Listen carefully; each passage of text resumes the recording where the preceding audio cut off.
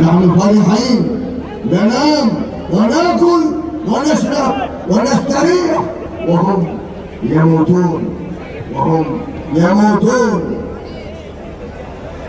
اللهم احفظنا واحفظهم اللهم احفظنا واحفظهم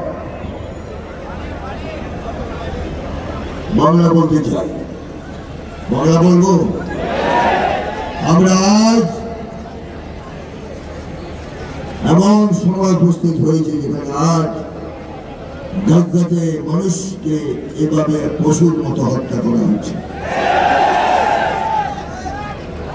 আজ আমেরিকা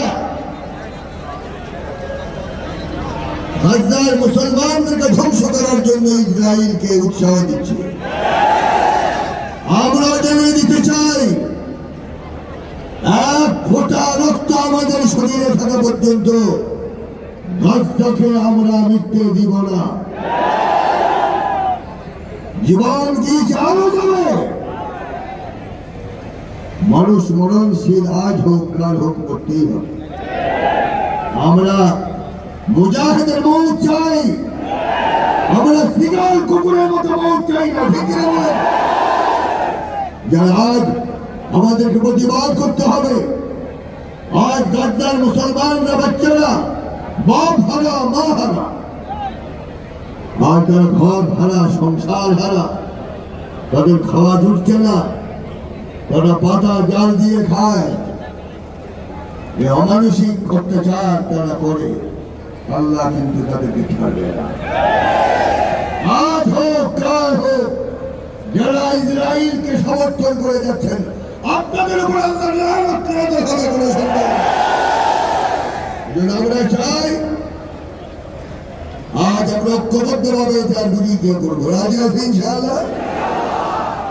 এই জন্য আজ গোটা বিশ্বকে আমরা জানিয়ে দিতে চাই গাজার মুসলমানরা এগুলো এতিম নয়, এদের পিছনে এদের সাথে আমরা আছি। যত সময় প্রয়োজন হয় আমরা দিব ইনশাআল্লাহ। রাজি আছি। এই জন্য আমি আজ আপনাদেরকে অনুরোধ করছি, আপনারা কষ্ট করে এসেছেন, রোদকে উপেক্ষা করে এখানে এসেছেন, আমাদের কাছে এসেছেন, এই যারা পরিচালনা করছেন প্রত্যেকের টাকা আপনারা এসেছেন। এই জন্য কর্তৃপক্ষের পক্ষ থেকে আমাদের কালবে মোবারকবাদ আপনাদেরকে জানাচ্ছি। এই জন্য আজকে আমাদের ঐক্যবদ্ধ হতে হবে। আমরা বিভিন্ন দলে বিভক্ত হওয়ার কারণে আজ মুসলমানদের দুর্দশা। ঠিক কিনা বলেন? এই জন্য আজ दो पड़ा आ लिया वे सब कुछ खा लिया, दो पड़ा दामन वे करता है फिर खबन। অথচ ফেরকা বন্দী হওয়ার জন্য আল্লাহ পাক পাঠিয়েছিলেন। অথচ আল্লাহ পাক কোরআনুল কারীমে বলেছেন ওয়াতাসিমু বিহাবলিল্লাহি জামিআন ওয়া লা তাফাররাকু। এজন্য আমরা জানিয়ে দিতে চাই বিশৃঙ্খলায় জাতি আর পছন্দ করে না। যে কোনো মূল্যে গাজাকে উদ্ধার করতেই হবে, বাইতুল মাকদাসকে উদ্ধার করতেই হবে। এতে যদি লক্ষ লক্ষ মুসলমানের জীবন যায় তাতে কোনো আপত্তি নেই। আমরা কি প্রস্তুত আছি কিনা?